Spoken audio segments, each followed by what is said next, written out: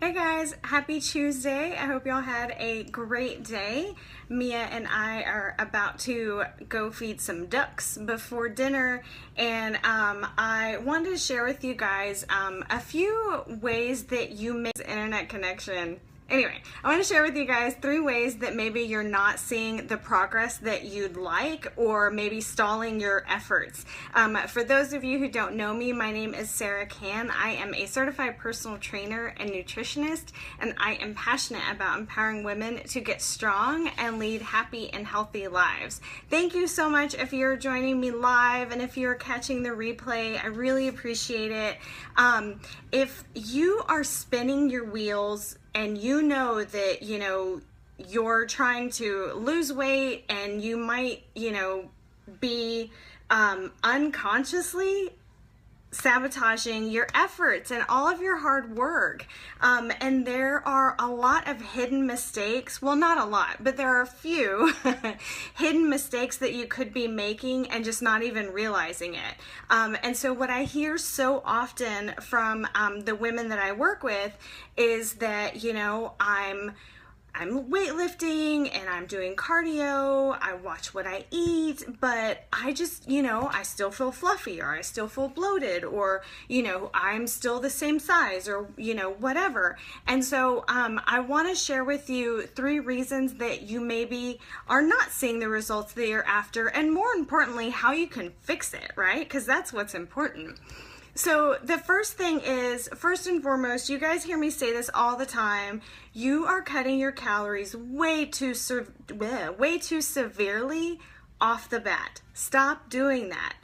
Too many women will automatically cut their calories when they start dieting to 1,200, like it's some magic number, and just set themselves up for failure. And so if you've dropped your calories that significantly, that low, regardless, our body adjusts to it really fast. Like, we're talking in a matter of days, your body can adjust to those changes.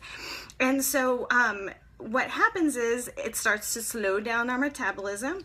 Our body goes into conservation mode because it's not sure if you're going to properly fuel it. So it's going to go into conservation mode and hold on to that stubborn fat because it's storing it for energy in the future. And so the other issue with cutting your calories that severely off the bat is that where do you go when you plateau? Ooh, that rhymed. But where do you go when you stop seeing results? Because there's no doubt you undereat. If you eat under 1,200 calories and you do cardio and you lift weights, you're going to see weight loss. But then what happens when you plateau? You're not going to be able to eat less than 1,200 calories, or you will, but you'll be starving and angry all day. And I don't want that for you, and I'm sure your family doesn't want that for you. So what you need to focus on instead is maybe implementing some carb cycling methods or some carb depletion methods, which I am a fan of.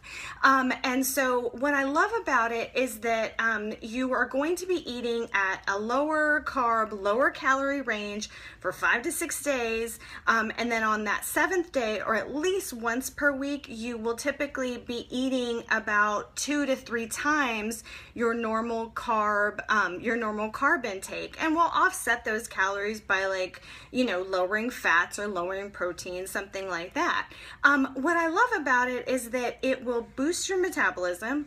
It replaces glycogen stores, which can help aid in muscle recovery and helps you when we're building lean muscle. Those are fat-burning muscles, so always a good thing to put that on, even while you're resting. And so your body will continue to utilize fat as an energy source on those low-carb days, knowing that you're not starving it. So that's the first thing. Stop cutting your calories so severely.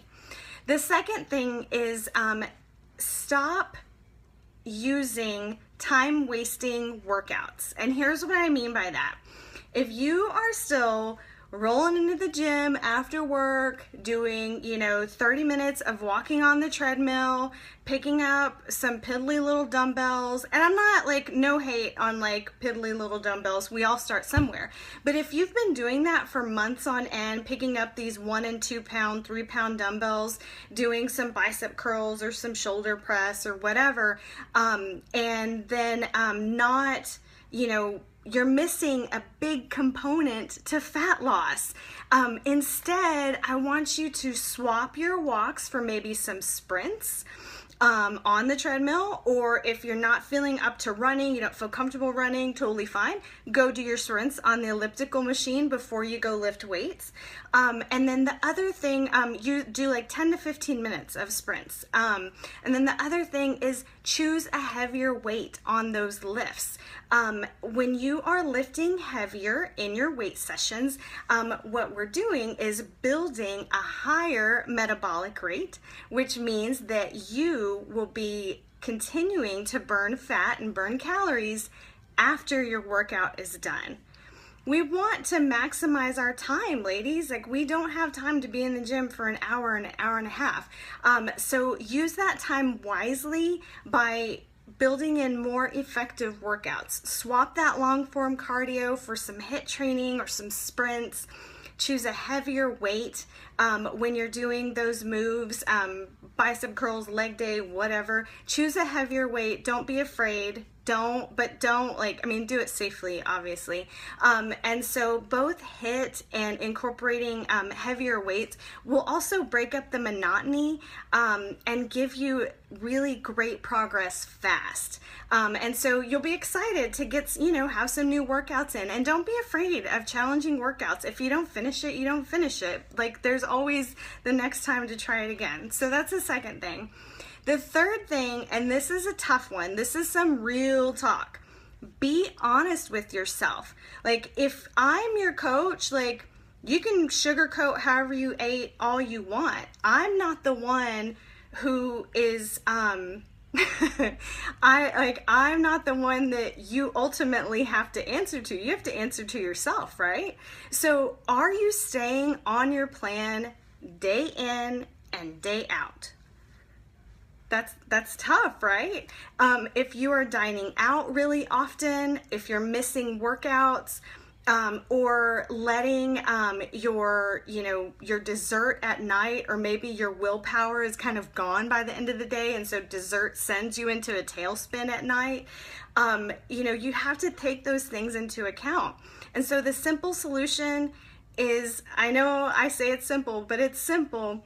Hit your numbers day in and day out for at least 5 days. Hit your macros, get your workouts in, and I'm not saying you have to work out for 5 days straight. I'm just saying do your workouts as scheduled, 5 days straight, and then I promise you will see results in just those 5 days, more than likely. And so it's that encouragement that you need to keep going.